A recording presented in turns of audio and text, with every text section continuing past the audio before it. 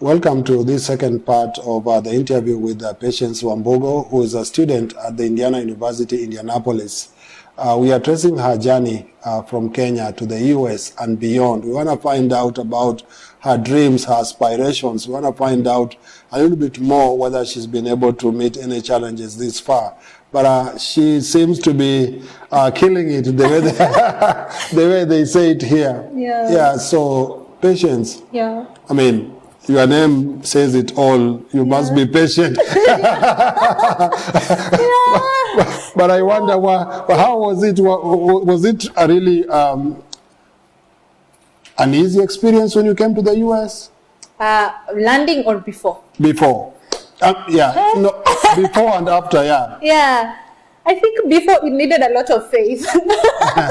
Mostly because of also the financial aspect that comes with these things. Yeah. Because if you're applying for school, you'll need to pay for service, which costs close to 60,000. You'll need to pay for visa, and I was coming with my daughter, so it's you are a mom. Yeah. How old is your daughter? She's 5. What's her name? Her name is Heiwa. Heiwa. Yeah. Heiwa, your mom is here. Yeah. And I'm sure she loves you so much, and you know, she got inspired even to come and pursue her career, and never left you behind. So again, that's really noble of you. And maybe that's one advice, even right now. I mean, what do you want to tell, you know, young moms like you who really want to go to school? Yeah. Look at that camera. Tell them something. I'll be like, let nothing stop you. Because it's very important that you also are able to earn, are also able to just show your kids that it is possible.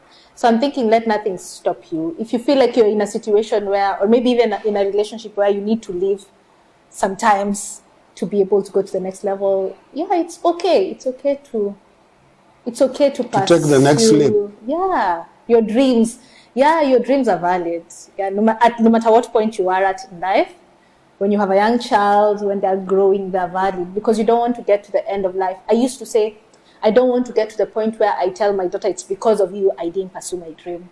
So I always just go with her everywhere. We pursue this dream together. Your dream is her dream. Yeah. Your dream is her dream for sure, because you are doing this to be able to also make her life better. Her life better and provide a better life for her. Yeah. So how was it then? So here you are trying to get a visa, you know, from the U.S. Embassy in Kenya. Yes. Your visa and your daughter's visa as well. What, Fidelis? I prayed. Yes. You prayed your heart out. I prayed my heart out. Like, I think God was just in the middle of it, because I remember actually when going for my interview, everyone ahead of me was denied. And they weren't going with their daughters. They were going for student visas, you know, because you can hear all the interviews. Yeah, you can hear what people are doing. They are within earshot. Yeah. So I could hear, and I'm like, and then I could hear their bank balances. I'm like, oh my goodness. You should see mine. It's an embarrassment.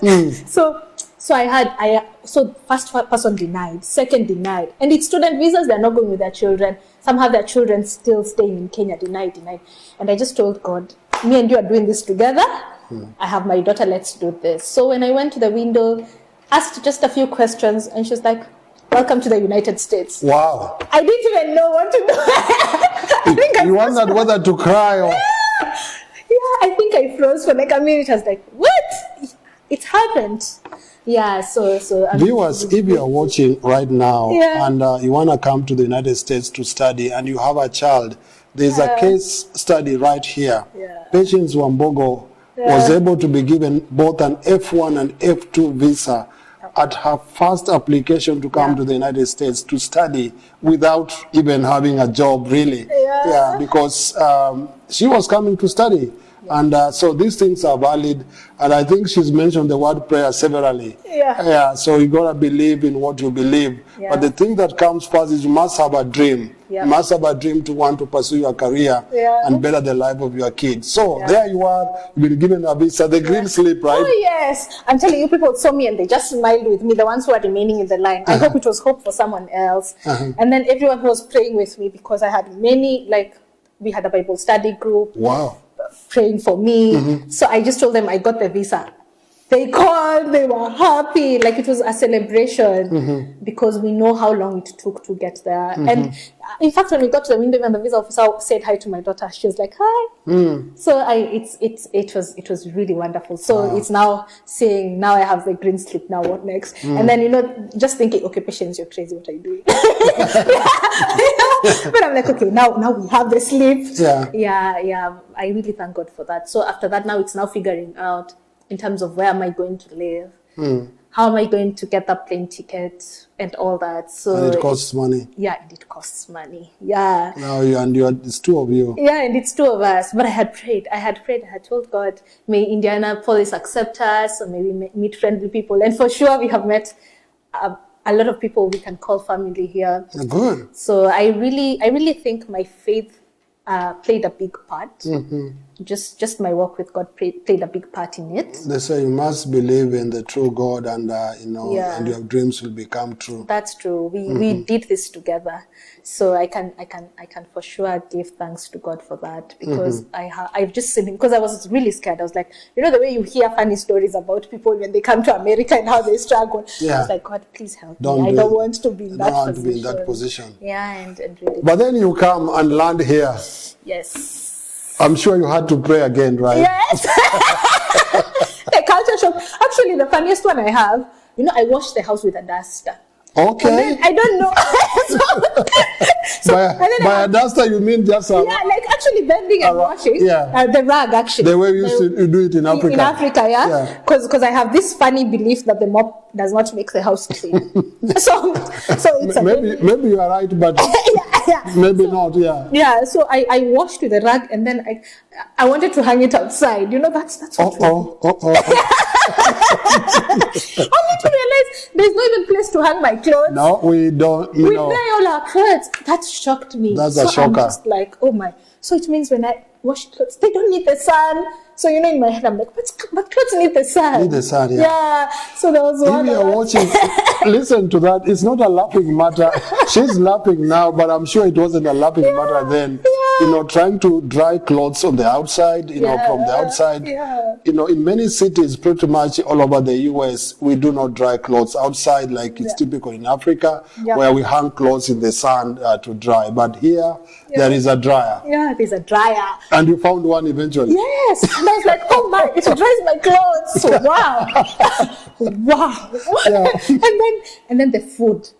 I even grew thin because I couldn't eat. You couldn't eat the food. It doesn't taste as good. Yeah. It's either too salty or too sweet. Yeah. Or some even doesn't have taste. It's bland. Yeah, exactly. So the food was also a thing. But my daughter got used to it so fast. I'm like, they are planning to come to the States from she had other plans than you. Yeah. I think she had planned this move. Yeah. So there's that. So that was one of the shockers for me. It's so funny. And then another shocker for me was how easy it was to admit my daughter to school. Oh, yes. Yeah, because for the people coming with children, I know that's a big deal for them. Yeah. So here it's straightforward.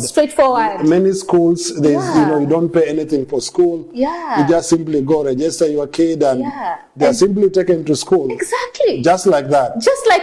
But, back in Africa, you have to go talk to several principals and all that. Exactly. And there's a little bit of doing hustle here and there. And then also the fact that the school bus comes for her and they don't pay anything for that. I think for me that is a big deal. And the school teaches well. Because maybe you didn't even have a car, right? Yes, I didn't. But the school bus comes to pick her up. Yeah, to pick her up. And then for me now, I use public transportation. Of course, it's a nightmare in the States. Yeah, it is a nightmare. And Uber is very expensive. Yes, who wants to use Uber? Unless it's back in Africa, you can get an Uber for $2, $1. Yeah, but here the minimum is almost like $15. That's true. And it's the shortest distance. Yeah. So for Uber we only use when we are going to church on Sunday. Yeah, because it's close by. So and it's because the bus route is not going that direction. It's not that, and it's also maybe on a Sunday there are no school buses. Yeah. I think Roberto to blow. Yeah. Okay. Yeah. So and it's on a Sunday, so there are no school buses. So that's what I'd like to say. Like, it's so easy to register a child to school. It's so easy to also get a school bus. So it's, I think, just trust the process. Easing the fears that you had about your child, kind of. And also the fears of join the American system. The fear of racism. So there's also that fear. But you didn't see it, did you? Yeah. Of course, there's sometimes you'll see some passive aggression. Okay, some microaggressions. Some microaggressions, yeah. But it's not as bad as people say it. Yeah, but maybe it also depends with where I live. You know, maybe there's some areas that you'd experience that more than other areas. So I don't know that yet. But but there's that, and the kids really integrate well. Especially kids, don't be scared of kids if you're coming with a child. Kids just get into the system, they get used to it. They're actually, somebody told me they adjust far much faster than the adults. She adjusted faster than me, that is true. Yeah, so and then there's now, so I use public transportation to school, but it's been a really good and humbling experience at the same time. Because there's going to school, there's doing the job that I have to do, there's taking care of my daughter. So what job do you do? I work for Indiana University Health Foundation. Indiana University Health Foundation. Yeah, so that's I work in pretty much what you study as well. Yes. So I work in their strategy team.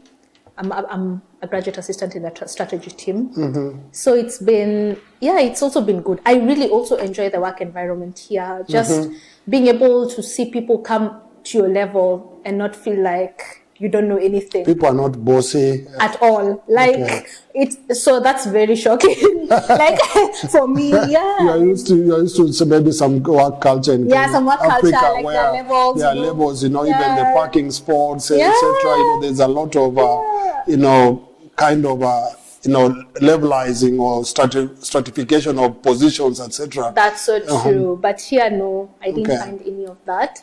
So there's been that. There's been doing work, handling the child, and also going to school. I also have to tell you, here you'll have to read. Like the kind of material I have to read in a week. You have to study. Yes. Yeah. So let's talk about that. Let's talk about school and class. When you step in class, you realize that the syllabus you are provided is an entire book. Yes. Oh my goodness, that is. I'm happy for online writing. This is where it comes, because I learned how to consume things really quickly. But every week I think I have to read more than 400 pages. When you look at all the, and it's just 3 classes for the week. And then I noticed Americans move through the readings quickly because the reading culture is introduced very early on. Because even for now, my daughter is reading books. She has a library card. She has a book every week she's coming to read. So they're used to reading fast and reading many things.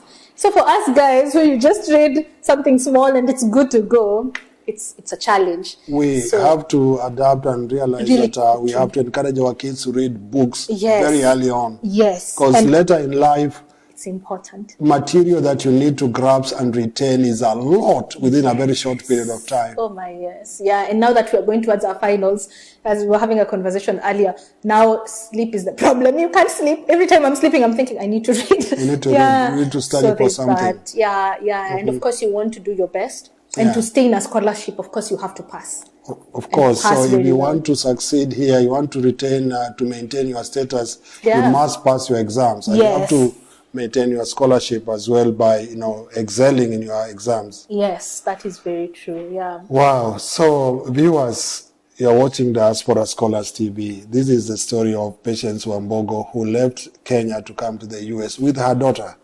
And they were granted visa. She's now doing well. She's working at Indiana Health Foundation, and she said it all. You gotta believe. You must have faith. You must dream. You must be able to know that the future can become a reality. The future you desired. Yeah. So in our final part, when Patience, again tells us a little bit more about her life. And also to be able to inspire, other girls like her, who are in Africa, and, so that we can see how they can also be able to, be like her. So thank you so much. Thank you so much. Thank you. Thank you. Thank you. I mean, you're so eloquent, and I think we need that in our philanthropy. Otherwise, right? Nobody